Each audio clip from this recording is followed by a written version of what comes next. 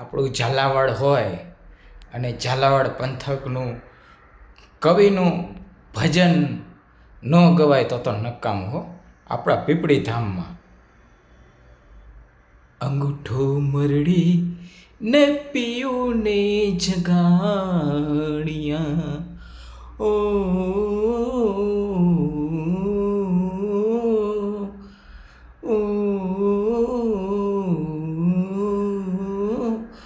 અંગૂઠો મરડી ને પીયું ને જગાડિયા ગોરી સાને આવે તને ઊંઘ આડું જાય અવળું રે જાય નણધર લેરિયું રે કે નણધર લેરિયું રે.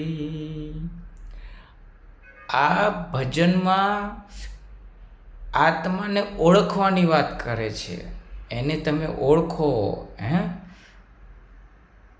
એની વાત કરે છે. સવા ભગતનું આ ભજન છે.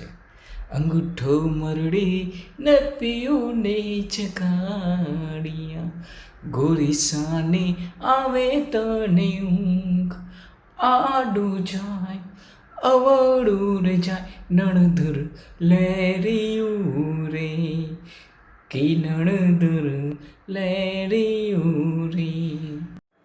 આ ગીતમાં પીયુને જીવ કીધું, જીવને પીયું કીધું છે. હે જીવ, તું જાગ, ઊભો થા, ક્યાં બધું સોતો છે, તારા આત્માને જગાડ અને જે અંધારા છે એમાંથી નીકળ અને તું તારા આત્માને ઓળખ. આ અંગૂઠો મરડીને પીયુને જગાડ્યા. હા, બાકી હાલો અંગૂઠો મરડી પપ્પાઈના પીયુને જગાડે એ વાત નથી. આ એના જીવને જગાડવાની વાત કરે છે. આ સત્સંગની વાત છે. એના જીવને જગાડવાનું કહે છે. અને તને આ મનુષ્ય અવતાર મોંઘો મળ્યો છે તો એનો તું સદુપયોગ કર, આત્માનો ઓળખ, પરમાત્માનો ઓળખ, એની વાત કરી છે સવા ભગતે આ ભજનમાં. લેરિયું એટલે આપણા શરીરને લેરિયું કીધું છે. નણધર લેરિયું આપણે જે પહેરતી હોય છે બાયું કપડું, પણ એ લેરિયું ને આ શરીરને લેરિયું કીધું છે.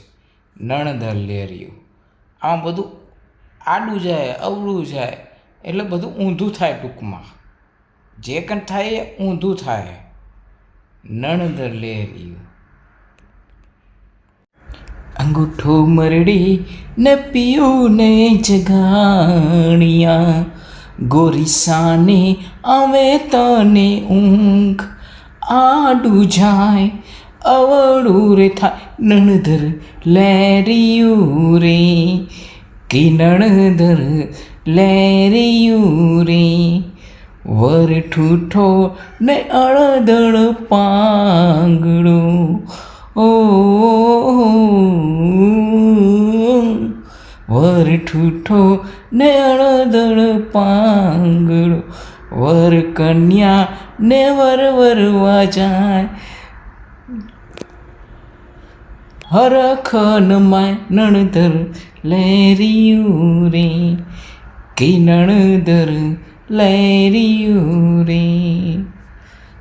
વર ઠૂઠો ને અણધર પાગડો એટલે અત્યારે એવું હોય ને કે આપણે બગલા દેખાતા હોય, એક પગે ઊભા હોય, આપને એમ લાગે કેવી તપસ્યા કરે, પણ એ તપસ્યા નથી કરતો, એ માછલીની રાહમાં બેઠો હોય છે, તાકીને બેઠો હોય કે જો માછલી મળે તપાક પકડી લે.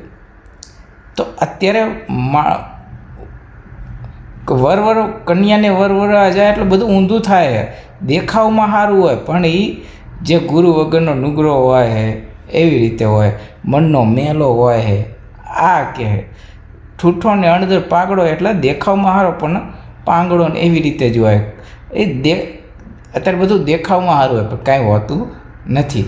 વર ઠૂઠો ને અણધર પાંગડો વર કન્યા ને વરવા જાય હરખનમાં નણધર લેરિયું રે કે નણધર લેરિયું રે. ખોટું કરતા હોય ને આવું હોય ને પૈસા આવે એટલે હરખ થતો હોય ને આ રીતે. તો આ સવા ભગતે બહુ મસ્ત ભજન કીધું છે. મજા આવે, સમજવા જેવું છે.